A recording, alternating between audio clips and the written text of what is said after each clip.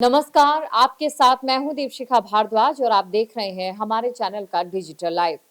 बात करेंगे शहीद नमन सयाल के बारे में, क्योंकि जब आप नमन सयाल के परिवार के बारे में जानेंगे तो आप ये सोचकर हैरान हो जाएंगे कि आज के इस दौर में एक परिवार ऐसा भी है जो देश की सेवा में इस प्रकार समर्पित है कि उन्होंने अपने व्यक्तिगत जीवन और साथ ही अपनी जिम्मेदारियों और साथ ही अपने शौक को भी ताक पर रखकर देश की सेवा के प्रति जो भी जिम्मेदारियां उठा सकते थे उन जिम्मेदारियों को उठाया।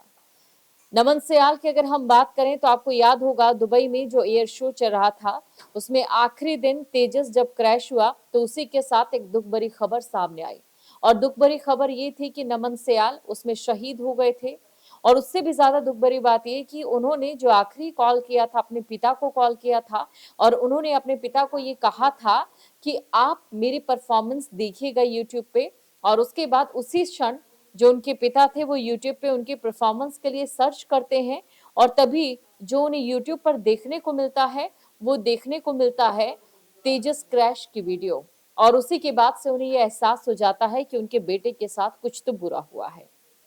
और उसी के कुछ ही मिनटों के बाद जो वायुसेना के अधिकारी है वो यहाँ पर उनके घर पर आते हैं और उन्हें ये दुखद समाचार देते हैं। उनकी माँ कुछ बोलने के हालात में नहीं रहती है, वो बस इतना ही पूछ पाती है कि मेरे बेटे का शव कब तक आएगा, उनका पार्थिव शरीर कब तक आएगा। और इसी के बाद उस परिवार की दुनिया पूरी तरह से बदल जाती है। लेकिन अब जान लेते हैं कि आखिरकार नमन सयाल का जो परिवार था वो कौन था और कैसे सभी के सभी देश सेवा में जुड़े हुए थे और देश सेवा के लिए उन्होंने और क्या कुछ बलिदान किया है। आपको बता दें जो नमन सयाल हैं वो भारत के उस राज्य से आते हैं जहां से अगर बात करें भारतीय सेना में चाहे वायु सेना हो थल सेना हो उसमें बहुत सारे जो फौजी होते हैं जो जवान होते हैं उनकी तादाद सबसे ज्यादा होती है। इसीलिए इस राज्य को एक शहादत वाला राज्य भी इसलिए कहा जाता है क्योंकि बहुत से जो शहीद हैं वो इसी राज्य से आते हैं। अगर आप इतिहास खंगालेंगे तो आपको ये याद होगा कि ना जाने कितने ही ऐसे हमारे वीर सपूत थे जो कि इस धरती से थे, हिमाचल प्रदेश से थे और उन्होंने अपनी जो जान थी वो देश सेवा के लिए समर्पित कर दी थी। ठीक ऐसे ही है नमन सयाल।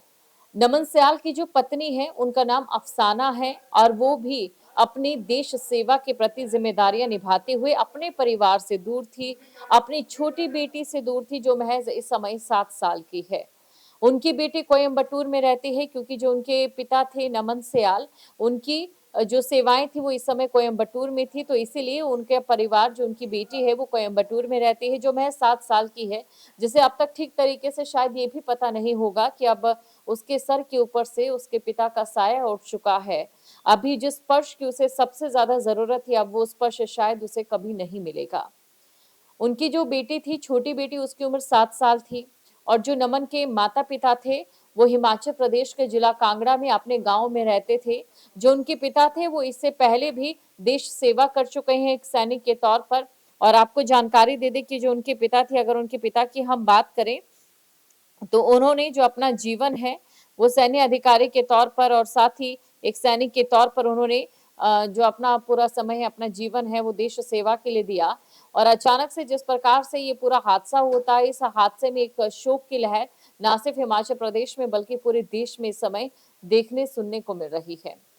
जब उन्हें ये पता था कि उनका जो बेटा है वो दुबई में एयर शो के लिए जा रहा है और साथ ही जो उनकी बहू है वो अपनी जिम्मेदारियों का निर्वहन करने के लिए वायुसेना में चल रहे अपने प्रशिक्षण के लिए, क्योंकि वो भी एक पायलट थी इस समय राज्य से बाहर थी बंगाल में थी, तो इसीलिए जो उनके पिता थे वो खुद कोयम्बटूर में चले जाते हैं और उनकी माता जो थी वो भी कोयम्बटूर में चल जाती है ताकि जो उनकी पोती है उसकी देखभाल वो कर सके। और इसी दौरान जो उनके बेटे थे नमन सयाल उनकी ओर से कहा गया था कि आप YouTube पर मेरी वीडियोस देखना, मेरी परफॉर्मेंस को देखना और मुझे बताना कि मेरी परफॉर्मेंस कैसी रही है। लेकिन उनके पिता ने जब YouTube खोला और उस पर वीडियो सर्च की तो जो दृश्य उनके सामने आए वो बेहद उनकी दुनिया को हिला देने वाले थे। अब इसी के साथ उनकी पत्नी के बारे में बात करें तो उनकी पत्नी का नाम फिलहाल जो अभी जानकारी निकलकर सामने आई है अफसाना बताया जा रहा है। अफसाना अपनी ट्रेनिंग कर रही थी, वो भी वायुसेना में सेवारत थी। और इसी के साथ आपको ये भी जानकारी दे दें कि वो जानती हैं अफसाना कि कॉकपिट में जब भी कोई भी पायलट मौजूद होता है तो जिंदगी और मौत के बीच में कितना कम फासला होता है, वो इस फासले को बेहद अच्छे से समझती है। अब यही जो फासला था उनके लिए जीवन भर का फासला बन चुका है, क्योंकि जो उनके पति हैं वो दुबई में जब एयर शो चल रहा था, उसी एयर शो में जब आखिरी दिन था और सभी को उम्मीद थी कि अब इसके बाद जो नमन थे वो वापस आ जाएंगे, तभी एक ऐसा भीषण हादसा हो जाता है जिसमें नमन सयाल अपनी जान गंवा देते हैं।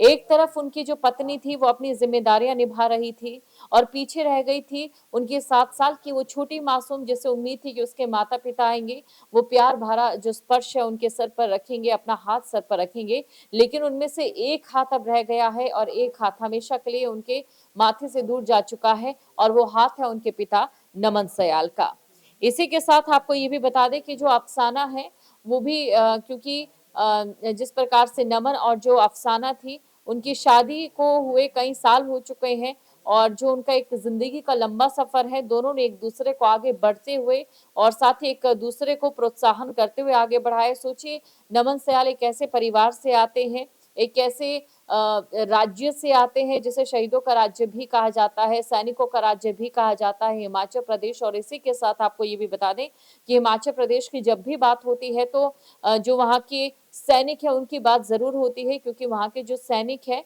वो भारतीय सेना में अपनी जो सेवाएं दे रही हैं वो बाकी राज्यों से कहीं ज्यादा भी होती हैं। और इसी के साथ आपको ये भी बता दें कि